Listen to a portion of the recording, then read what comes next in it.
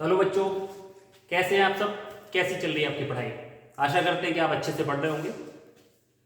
सीधा मैं टॉपिक पे आता हूं। आज के आपकी जो सीरीज चल रही है कक्षा 10 वालों की 20 मिनट में 20 प्रश्न, उसका ये नेक्स्ट पार्ट है। आज मैं आपके लिए लेके आया हूं और ये आपका मानव नेत्र तथा रंग बिरंगा संसार जो आपका पार्ट है, उसके 20 मजेदार, छन्नाटेदार, शानदार क्वेश्चन आपके लिए लाया हूं और आप इन्हें पूरा देखा करिए, पूरा लगाया करिए और पूरा अच्छे से याद किया कीजिए। ऐसे छोड़ के ना जाया करिए कि आपने केवल एक दो क्वेश्चन देख लिए और बाकी छोड़ दिए, क्योंकि ये बहुत महत्वपूर्ण क्वेश्चन है। परीक्षा में इनके आने की मैंने पहले ही बताया था, प्रोबेबिलिटी सबसे ज़्यादा ये परीक्षा में आएंगे ही आएंगे, या 100% मान के चलिए आप। तो इसलिए मैं सीधा आज का आपका शुरू करता हूँ कि कौन से क्वेश्चन आप आज लगाएंगे, देखेंगे। तो पहला क्वेश्चन हम देखते हैं और पहला क्वेश्चन आपका ये है जो लिखा हुआ है बोर्ड पे, मानव नेत्र में प्रतिबिंब कहाँ बनता है? मानव नेत्र में प्रतिबिंब कहाँ बनता है? और आपके ऑप्शन दिए हुए हैं, पहला कॉर्निया, दूसरा आइरिस, तीसरा पुतली और चौथा रेटिना। तो आँख के आपने कई सारे भाग पढ़े होंगे, आपने मानव नेत्र के बहुत सारे भाग पढ़े होंगे। तो इसमें आपको पता होगा कि सब अलग अलग भागों का अलग अलग काम होता है। ऊपर से नहीं किया, अलग अलग भागों का अलग अलग काम होता है। तो ये आपको पता होगा कि कॉर्निया, आइरिस, पुतली, इन सब का क्या काम होता है। मैं बता नहीं रहा हूं, इन सब का काम आपको पता होगा। कॉर्निया क्या करती है, पुतली क्या करती है, प्रकाश कितना अंदर जाए कितना बाहर जाए, ये सब चीजें। और ये बहुत सरल क्वेश्चन था। पहला क्वेश्चन है इसका कि प्रतिबिंब कहाँ बनता है, तो इसका आंसर ये है कि प्रतिबिंब आपका रेटिना पे बनता है। तो पहले का डी पार्ट है वो बिल्कुल सही है। दूसरा क्वेश्चन हम देखते हैं। दूसरा क्वेश्चन है, प्रकाश का प्रकीर्णन सबसे कम किस रंग का होता है? प्रकाश का प्रकीर्णन आपने पढ़ा होगा, जिन लोगों ने नहीं पढ़ा होगा उन लोगों को इसमें वीडियो पड़ा हुआ है प्रकीर्णन का, तो आप देख सकते हैं। तो प्रकाश का प्रकीर्णन सबसे कम किस रंग का होता है? आपको पता है सबसे ज्यादा बैगनी, नीला, इस तरीके से होता है, और सबसे कम किसका होता है? तो ये तो आपको बताने की बिल्कुल जरूरत नहीं है कि सबसे कम प्रकीर्णन है वो लाल रंग का होता है। इसी कारण, यही कारण होता है कि खतरे के सिग्नल लाल बनाए जाते हैं, या सूर्य जो होता है वो उगते और अस्त होते समय लाल रंग का दिखता है, क्योंकि लाल रंग जो होता है सबसे कम प्रकीर्णित होता है, जिसके कारण वो दूर तक दिखाई देता है। तो सबसे कम प्रकीर्णन किस रंग का होता है? लाल रंग का होता है, ये आपको पता होगा। तीसरा क्वेश्चन बहुत सरल क्वेश्चन है और बहुत महत्वपूर्ण भी है। क्वेश्चन आपका बोर्ड पे लिखा हुआ है, स्पष्ट दृष्टि की न्यूनतम दूरी होती है। इससे सरल क्वेश्चन तो कुछ हो ही नहीं सकता, पर परीक्षा में कभी कभी आ जाता है। इसमें आंसर आपके जो ऑप्शन दिए हुए वो 50 सेंटीमीटर, 25 सेंटीमीटर, 100 सेंटीमीटर, अनंत। तो ये तो बताने की बिल्कुल भी आवश्यकता नहीं है, ये तो एकदम आंख बंद करके आप बता सकते हो 25 सेंटीमीटर इसका सही आंसर होता है। स्पष्ट दृष्टि की न्यूनतम दूरी होती है वो 25 सेंटीमीटर होती है। ठीक है। चौथा क्वेश्चन आपका दिया हुआ है, आकाश के नीले रंग के दिखने का कारण है। हमें ये जो अपना आसमान है वो नीला दिखाई देता है, वो नीला क्यों दिखता है? और ऑप्शन आपके दिए हुए हैं इसमें, परावर्तन के कारण, अपवर्तन के कारण, प्रकीर्णन के कारण और विक्षेपण के कारण। तो आपको पता है कि परावर्तन, अपवर्तन और विक्षेपण तो होते नहीं है, क्योंकि ये तो आपने बहुत अच्छे से पढ़ा हुआ है कि प्रकाश के प्रकीर्णन के कारण ही ये जो नीला और बैंगनी रंग होता है वो पूरे फैल जाता है, इस कारण से हमें प्रकाश कैसा दिखाई देता है? नीले रंग का दिखाई देता है। तो इसका सही आंसर क्या है? प्रकाश के प्रकीर्णन के कारण। ये बहुत महत्वपूर्ण क्वेश्चन है, आप यूं ही ना सोचो कि बस ऐसे ही क्वेश्चन दे दिए, बहुत महत्वपूर्ण क्वेश्चन है। पांचवा क्वेश्चन हम देखते हैं। पांचवा क्वेश्चन है, चंद्रमा से देखने पर आकाश कैसा दिखता है? अगर कोई चंद्रमा से जाके देखे, जैसे धरती से हम देखते हैं तो आकाश नीला दिखता है, और अगर कोई चंद्रमा से जाके देखे तो कैसा देखेगा? ऑप्शन आपके दिए हुए हैं, बैगनी, नीला, सफेद, काला। तो आपको पता होगा कि जहां वायुमंडल नहीं होता है, वायु की अनुपस्थिति होती है या कम होता है, तो वहां पर प्रकीर्णन कम हो पाता है, और प्रकीर्णन नहीं हो पाता है तो हमें किस रंग का दिखाई देगा? काला रंग का दिखाई देगा। यानी कि वहां से आप देखोगे तो आपको आकाश कैसा दिखाई देगा? काले रंग का दिखाई देगा। ठीक है। छठवां क्वेश्चन, द्विफोक्सी लेंस का उपयोग होता है। ऑप्शन दिए हुए हैं आपके, निकट दृष्टि दोष में, दूर दृष्टि दोष में, जरा दृष्टि दोष में, या ये सभी। अभी ये सरल सरल क्वेश्चन है इसके, लेकिन इन्हीं में से क्वेश्चन आते हैं। थोड़ा सा सरल क्वेश्चन लग रहे होंगे आपको, पर चूंकि ये पार्ट ही आपका ऐसा है कि यही इसमें इंपॉर्टेंट क्वेश्चन बनते हैं। तो द्विफोक्सी लेंस यानी कि जिसमें अवतल भी होता है उत्तल भी होता है। जैसे ही आपके दिमाग में गया, मैंने इसके पहले वाले लेक्चर में शायद बताया हुआ है पार्ट में कि दूर दृष्टि दोष के लिए उत्तल लेंस का प्रयोग होता है, निकट दृष्टि दोष के लिए अवतल लेंस का प्रयोग होता है, और जरा दृष्टि दोष के लिए, जरा दृष्टि दोष क्या होता है मैं संक्षेप में बता दूं, जब आंखें ना पास की वस्तुएं देख पाती है ना दूर की वस्तुएं देख पाती हैं, यानी कि दोनों प्रकार की वस्तुओं को देखने में आंखें असमर्थ हो जाती हैं, अक्षम हो जाती हैं, तो हम कहते हैं उसे जरा दृष्टि दोष कहते हैं। और इसे दूर करने के लिए द्विफोक्सी लेंस का प्रयोग होता है, आधा उत्तल होता है और आधा अवतल होता है। तो द्विफोक्सी लेंस का प्रयोग ना तो निकट होता है ना दूर होता है, बल्कि काय के लिए होता है, जरा दृष्टि दोष के लिए होता है। तो इसका सी पार्ट सही है। ठीक है, आप लोग इसे बहुत अच्छे से देखिए सारे क्वेश्चन को। आप ये देखना जब आपका पेपर आएगा तो इसमें से आपके क्वेश्चन बिल्कुल मिलेंगे आपको, ऐसा हो ही नहीं सकता कि इससे क्वेश्चन ना मिले। मैं जितने भी आपको ये वीडियोस दे रहा हूं तो इन्हें बड़े अच्छे से देखना, आपको स्किप करके इसे छोड़ना नहीं है ऐसे। सातवां क्वेश्चन आपका इंद्रधनुष बनने का कारण है। इंद्रधनुष बनने का कारण है, आपने आकाश में बरसात के बाद इंद्रधनुष बनते हुए देखा होगा, कई सारी रेखाएं हो जाती है, कर्व हो जाता है ऐसे करके, एक चाप टाइप का दिखाई देता है जिसे हम इंद्रधनुष बोलते हैं। उसके बनने का कारण है और ऑप्शन दिए हुए आपके परावर्तन, वर्ण विक्षेपण, अपवर्तन, इनमें से कोई नहीं। तो आप लोगों को पता होगा कि ये वर्ण विक्षेपण में क्या होता है, प्रकाश 7 रंगों में विभक्त हो जाता है और उसमें भी कई रंग की आपको एक जो चाप होते हैं वो आर्क टाइप के दिखाई देते हैं। तो आपको बिल्कुल भी संकोच नहीं करना है, बिल्कुल भी दिमाग लगाने नहीं है, सीधा सा आपको पता है कि प्रकाश जहां कई रंगों में विभक्त हो रहा हो वो वर्ण विक्षेपण होता है। तो इसका सही ऑप्शन आपका ना तो परावर्तन होगा ना अपवर्तन होगा, बल्कि क्या हो जाएगा, आपका वर्ण विक्षेपण हो जाएगा। तो छठवें का कौन सा पार्ट आपका सही है, छठवें का बी पार्ट आपका सही है।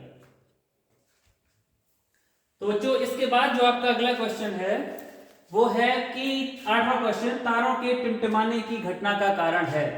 आपने देखा होगा कि तारे रात में आपको टिमटिमाते हुए कभी फिर ओझल हो जाएंगे दृष्टि से, फिर दिखने लगेंगे, फिर ओझल हो जाएंगे, इसे टिमटिमाना कहते हैं। तो तारों के टिमटिमाने की घटना का कारण है और ऑप्शन दिए हुए हैं आपके वायुमंडलीय अपवर्तन, वायुमंडलीय परावर्तन, प्रकाश का प्रकीर्णन, इनमें से कोई नहीं। तो आप लोगों को सबको पता होगा कि वायुमंडल की कई सारी परतें होती हैं, ठीक है, और ये परतें सब अलग अलग आपको पता होगा कि सप्ताह मंडल, क्षोभ मंडल, बहिर्मंडल, तमाम है इस तरीके से होते हैं ना। तो इनसे जब कोई प्रकाश किरण आती है तो वो ऐसे ऐसे मतलब यहाँ वहाँ थोड़ी बहुत होती रहती है, क्योंकि कई सब परतों की जो डेंसिटी होती है प्रकाश से ऑप्टिकल डेंसिटी कहें जिसे हम, आखिर सघन विरलता, वो अलग अलग होती है। इस कारण से तो इसका मुख्य कौन सा आंसर होगा आपका, ए पार्ट इसका सही हो जाएगा। वायुमंडलीय अपवर्तन के कारण आपको तारे टिमटिमाते हुए दिखाई देते हैं। किसी लड़के ने कहा हुआ था कि लाल रंग के उसका पेन का प्रयोग करो तो ज्यादा दिखेगा, तो हम कोशिश करेंगे कि लाल रंग का मार्कर उपलब्ध हो पाए, तो मैं वो भी कर दूंगा आगे। पर अभी आपको इसमें दिख रहा है, मैं इसीलिए गोला लगा देता हूं जिससे आप वीडियो से आराम से पॉज करके देख सकते हो, कोई दिक्कत नहीं है। तो इसका आंसर हुआ 8वें का वायुमंडलीय अपवर्तन के कारण। 9वां क्वेश्चन जो आपका है वो है आंख में प्रवेश करने वाले प्रकाश की मात्रा को नियंत्रित करता है और ऑप्शन दिए हुए आपके नेत्र लेंस, कॉर्निया, रेटिना और पुतली। बहुत अच्छा क्वेश्चन है ये। आंख में आपका, आपने देखा होगा कि आंख में जो आपका प्रकाश जाता है, कभी कभी गर्मियों के मौसम में जब तेज रोशनी होती है तो अपनी आंखों को ऐसे थोड़ा सा बंद करना पड़ता है। मैं बंद करके भी दिखा रहा हूँ आंखें। और जब आप अंधेरे में देखते हो तो अपनी आंखों को आपको ऐसे खोलना पड़ता है। एक अंदर भाग होता है, अगर आप कभी देखें, वो सिकुड़ जाता है और फैल जाता है। तो अगर मैं ये लिख देता कि आंख में प्रवेश करने वाले प्रकाश की मात्रा को नियंत्रित करती है, अगर मैं ये लिख देता तो शायद आप लोग अंदाजा लगा लेते कि इसका आंसर पुतली है। इसीलिए मैंने ये लिख दिया था कि आंख में प्रवेश करने वाले प्रकाश की मात्रा को नियंत्रित करता है। लेकिन आंसर कौन सा है आपका, नेत्र लेंस का भी काम नहीं होता है, कॉर्निया का भी नहीं होता है, रेटिना का तो भी थोड़ी देर पहले बताया था, इसमें प्रतिबिंब बनता है। आपका सही आंसर जो है वो डी पार्ट है। पुतली जो होती है वो आंख में प्रवेश करने और यही फैलती और सिकुड़ती रहती है। ज्यादा प्रकाश होता है तो ये सिकुड़ जाती है, जिससे कम प्रकाश अंदर पहुंचे, और जब अंधेरा होता है, कम प्रकाश होता है, तो ये फैल जाती है जिससे ज्यादा प्रकाश अंदर पहुंचे और आपका प्रतिबिंब स्पष्ट दिखाई दे। तो इसका आंसर आपका डी पार्ट हुआ, कौन सा, पुतली। ठीक है। 10वां क्वेश्चन है स्वस्थ नेत्र के लिए दूर बिंदु स्थित होता है। इसके पहले हम लोगों ने स्वस्थ नेत्र के लिए निकट बिंदु देखा हुआ था जो 25 सेंटीमीटर था, इसके पहले ही क्वेश्चन था। ठीक है। अब ये क्वेश्चन आपका है स्वस्थ नेत्र के लिए दूर बिंदु होता है, तो 25, 50, ये 100 तो होते नहीं, आपको पता है। स्वस्थ नेत्र के लिए स्वस्थ नेत्र अनंत तक देख लेता है, तो क्योंकि आपको यहाँ से बैठे बैठे तारे देख रहे हैं इतनी दूर पे, तो आप बहुत दूर तक देख पा रहे हो ना। तो अगर आपकी आंख अच्छी है, इसमें कोई दोष नहीं है, बढ़िया सी है, काम अच्छे से कर रही है, तो इसके लिए दूर बिंदु आपका अनंत होता है। अगला क्वेश्चन है सूर्योदय एवं सूर्यास्त के समय क्षितिज पर आसमान दिखता है। ये बहुत सरल है, पर मैंने इस क्वेश्चन को इसलिए लिया हुआ है क्योंकि ये पेपर में कभी कभी ऑप्शन आपके ऐसे आ जाते हैं, श्वेताभ, रक्ताभ, नीलाभ, कृष्णाभ, इनसे दिक्कत हो जाती है केवल ऑप्शन से। अगर सीधा आपसे पूछा जाए सफेद, लाल, नीला, काला, तो आप बता दोगे, लेकिन इसके जो ऑप्शन वो ऐसे ही देते हैं, श्वेताभ, रक्ताभ, नीलाभ, कृष्णाभ। और ये पूछ ही रहे हैं सूर्योदय और सूर्यास्त के समय पे कैसा दिखाई देता है आसमान, तो कैसा दिखाई देता है, लाल रंग का दिखाई देता है ना।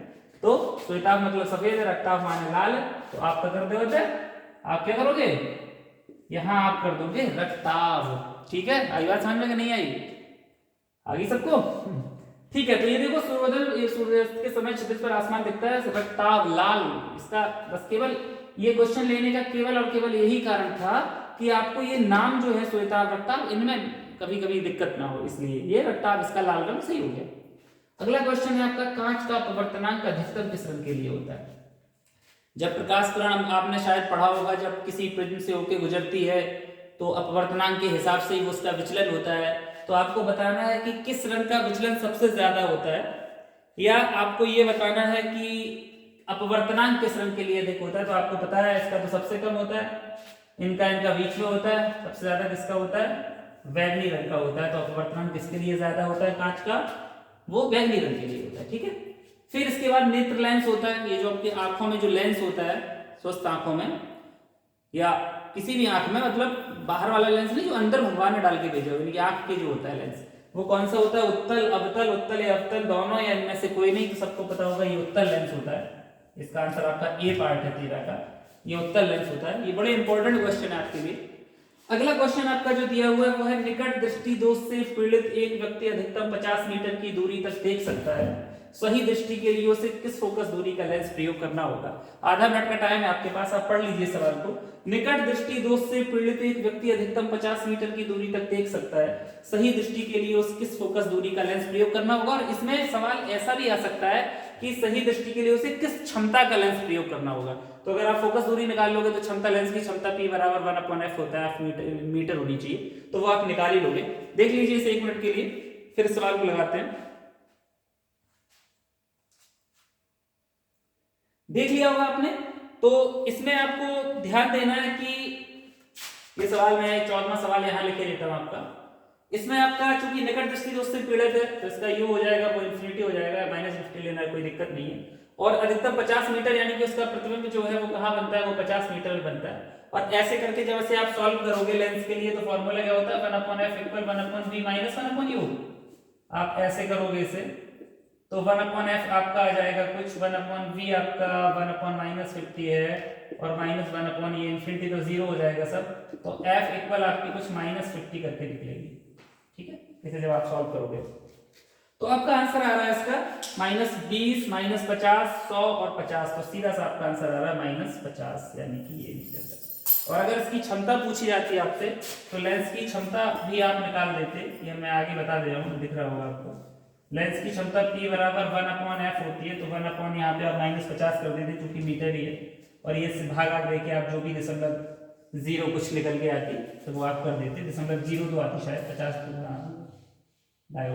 माइनस ये, तो ऐसे करके आप इसे हल कर सकते हैं। अच्छा, इस सवाल में एक चीज और है, मैं आपको बताऊं, ये आपको ध्यान देना है कि अगर कहीं आपका बाई चांस मान लो ऑप्शन ऐसे होते हैं, अभी आपने देख लिया, पर बाई चांस ऑप्शन आपके ऐसे होते हैं, कभी कभी कर देते हैं वो सवाल में ऐसा खेल, क्योंकि 1 नंबर का सवाल है। तो इन्होंने ये पूछा जाता है अब आपसे कि निकट दृष्टि दोष से पीड़ित एक व्यक्ति अधिकतम 50 मीटर की दूरी तक देख सकता है, सही दृष्टि के लिए उसे किस फोकस दूरी का लेंस प्रयोग करना होगा। तो आपके दिमाग में तुरंत जाना चाहिए कि निकट दृष्टि दोष है, और निकट दृष्टि दोष है तो अवतल लेंस का प्रयोग करना पड़ेगा, और अवतल लेंस की फोकस दूरी माइनस होती है। अब तीनों में आप देख लो कौन सी माइनस दी हुई है, केवल ये माइनस दी हुई है, अपने आप ही आंसर हो जाता है। अगर ऐसा होता तो, नहीं होता तो अपने लिए लगाने का ये तो सब चीजें हैं। तो ठीक है, ये आपके 14 क्वेश्चन हो गए। हाँ बच्चों, तो आपका अगला क्वेश्चन जो 15वां क्वेश्चन है वो उसमें दिया हुआ है, एक प्रिज्म कोण 60 अंश का है तथा अधिकतम विचलन कोण 38 अंश का है, प्रिज्म के पदार्थ का अपवर्तनांक ज्ञात करो। और आपको दिया हुआ है sin 49 यानी कि sin 49 इज इक्वल दशमलव यानी 0.75 और उत्तर ऑप्शन दिया हुआ है A2, B 1.5, C 1 और D 0.5। तो इस सवाल को आप लोग ऐसे तो मौके लगा नहीं पाओगे, ठीक है। तो आपको याद होना चाहिए, शायद अपवर्तनांक का फॉर्मूला आपने पढ़ा होगा, n = sin A plus del m/2 upon sin A/2, ऐसे करके एक फॉर्मूला होता है अपवर्तनांक का। और जब इसमें आप वैल्यूज रख दोगे, यहाँ पे मैं यहाँ कर देता हूँ, बराबर sin A plus del m यानी कि 60 और 38, 60 और 38 मिलके कितने हो जाएंगे 98, और 98 में जब आप 2 का भाग दोगे तो यहाँ ऊपर 49 बचेगा। करके देख लेना आप लोग, मैं शॉर्ट में आपको बता दे रहा हूँ। और नीचे साइन a 60 यानी कि साइन 30 बचेगा। और जब इसे इक्वल साइन 49 की वैल्यू 0.75 दी हुई है और साइन 30 की वैल्यू 1/2 होती है, 1/2 यानी कि 0.5 होती है। और जब आप 0.5 को इससे करोगे तो आपका आंसर आएगा, आप हाथ देके देख लो कितना सरल है इसका आंसर, सीधा सा आपको दिख रहा है, कितना आएगा 1.5। तो ये इसे सॉल्व करने का तरीका ये आप लोगों ने पढ़ा होगा। अगर प्रिज्म कोण A दिया हुआ हो, अल्पतम विचलन कोण डेल m दिया हुआ हो, तब पदार्थ जो प्रिज्म के पदार्थ का अपवर्तनांक n इक्वल होता है sin a प्लस डेल m/2 upon sin a/2। Values रख दी है, हल कर दिया है, तो आंसर कितना आ रहा है 1.5। ठीक है। अगला क्वेश्चन आपका 16वां क्वेश्चन जो है अबिंदुकता रोग दूर करने के लिए प्रयुक्त होता है। और ऑप्शन दिए हैं उत्तल लेंस, अवतल लेंस, बेलनाकार लेंस, इनमें से कोई नहीं। तो मैं एक बार फिर आपको याद करा दूं सबको। उत्तल लेंस का प्रयोग दूर दृष्टि दोष के लिए होता है, अवतल लेंस का प्रयोग निकट दृष्टि दोष के लिए होता है, और अबिंदुकता के लिए बेलनाकार लेंस का प्रयोग होता है। कौन सा लेंस? बेलनाकार। तो इसका आंसर होगा सी पार्ट। ठीक है, दूर दृष्टि दोष के लिए उत्तल, निकट दृष्टि दोष के लिए अवतल, और अबिंदुकता के लिए बेलनाकार लेंस का प्रयोग होता है। बच्चों ये बहुत महत्वपूर्ण क्वेश्चन है आपके, आप लोगों को पूरे करने हैं और बड़े मेहनत से बनाए गए हैं। मतलब बोर्ड परीक्षा में बार बार इसलिए आपसे कह रहा हूं कि आप लोग से एक भी क्वेश्चन को स्किप मत करिए, सबको लगाइए, देखिए। जो कुछ मैं तो ये कह रहा हूं आपसे, अगर कुछ ना कर सको तो याद ही कर लो आप एक तरीके से, जो सिंपल क्वेश्चन याद होने वाले हैं वो। अब इन क्वेश्चन को याद कर लो अगर कुछ ना कर पाओ तो ये बहुत महत्वपूर्ण है, इसलिए मैं इन पे इतना फोर्स कर रहा हूं आपको कि इन पे विशेष ध्यान देना है आपने। ठीक है। अगला क्वेश्चन आपका वर्णानुता रोग किन, हाँ ये क्वेश्चन जरा इंपॉर्टेंट है, पढ़ा होगा आपने। इसमें दिया हुआ वर्णानुता रोग किन कोशिकाओं की कमी के कारण होता है। ऑप्शन दिए हुए शंक्वाकार, दंडाकार, एवं भी दोनों और कोई नहीं। तो पहले तो वर्णानुता रोग की हम बात कर लेते हैं। आप लोगों को पता होगा कि जो वर्णानुता रोग होता है उसमें आंखें कुछ विशिष्ट रंगों के लिए सुग्राही नहीं होती, कुछ विशिष्ट रंगों में पहचान नहीं कर पाती हैं आंखें कि ये कौन से रंग है, ये कौन से रंग है, ये थोड़ी सी दिक्कत होती है। तो अब आपको ये ध्यान देना है कि रंग, आंख में जो मुख्यतः 2 सेल्स होती हैं, कोशिकाएं होती हैं, एक तो होती है दंडाकार, एक होती है शंक्वाकार। तो एक का काम होता है प्रकाश में रंगों के प्रति सुग्राही होती हैं, और दूसरी प्रकाश की तीव्रता के प्रति सुग्राही होती है, कब प्रकाश तेज है, कब प्रकाश कम है, इंटेंसिटी जो तीव्रता के प्रति। तो आप लोगों को ध्यान आ गया होगा कि 2 प्रकार की सेल्स होती हैं, और इनमें कौन सी सेल्स होती हैं जो रंगों के लिए होती हैं? याद आया? शंक्वाकार सेल। तो वर्णानुता रोग किन कोशिकाओं की कमी के कारण होता है? शंक्वाकार कोशिकाओं की कमी के कारण वर्णानुता रोग होता है, रंगों में पहचान नहीं कर पाते। और दंडाकार कोशिकाएं होती हैं वो तीव्रता के प्रति सुग्राही होती है। ठीक है, तो किस कोशिकाओं की कमी के कारण? शंक्वाकार कोशिकाओं की कमी के कारण। ठीक है। 18वां क्वेश्चन है, चित्र में 2 सर्वांगसम प्रिज्मों पर श्वेत प्रकाश की किरण अपवर्तित होती है, संयोजन से निर्गत प्रकाश की किरण होगी। अच्छा क्वेश्चन है, आपके हिसाब से अच्छा क्वेश्चन है। ठीक है, इसमें करना कुछ नहीं है, पर थोड़ा सा दिमाग लगाना है। ये आपके पास चित्र दिया हुआ, ये प्रिज्म A है, ये प्रिज्म B है। इस तरीके से कोई प्रकाश कण इसमें गिरती है, और आपको पता है जब प्रिज्म से प्रकाश कण जाएगी तो 7 रंगों में टूट जाती है। तो ऐसे करके ये कुछ ऐसे आपकी किरणें कुछ हो जाएंगी, 7 किरणें तो नहीं, पर हम ऐसे कुछ बना लेते हैं आपका, इस तरीके से कुछ किरणें हो जाएंगी ये बीच में। ठीक है, ये। और इन जब इस घटना को क्या कहते हैं? प्रिज्म द्वारा प्रकाश का 7 रंगों में टूटना क्या कहलाता है? वर्ण विक्षेपण कहलाता है। ठीक है, क्या कहलाता है? यहाँ ये कौन सी घटना घट रही है मैं लिख भी दूं आप, जिसमें ये छोटी छोटी चीजें लिखता रहता हूँ जिससे आपको ये चीजें दिमाग में आए। इस घटना को क्या कहते हैं? वर्ण विक्षेपण कहते हैं। लेकिन जब आप प्रिज्मों को उल्टा करके रखते हो, सर्वांगसम प्रिज्मों को, ठीक, तो यहाँ से एक प्रकाश किरण 7 प्रकाश किरणों में टूटती है, और यहाँ से जब गुजरती है तो फिर वो एक किरण बन जाती है, और यहाँ से कौन सी किरण निकलेगी? श्वेत किरण निकलेगी। ये थोड़ा सा इंपॉर्टेंट है आपकी दृष्टि से, तो इसमें थोड़ा सा ध्यान देना है आपको। तो इसका कौन सा हुआ? श्वेत, लाल, बैंगनी, पीली। तो इसमें कौन सा सही होगा? श्वेत प्रकाश सही होगा, यानी कि 18वें का ए पार्ट सही है। देख लीजिए आप 1 मिनट के लिए से देख लिया होगा आपने। अब 19वां है आपका, दूरदृष्टि दोष के कारण प्रतिबिंब बनता है। रेटिना पर, रेटिना के पीछे, रेटिना के आगे, नेत्र लेंस पर।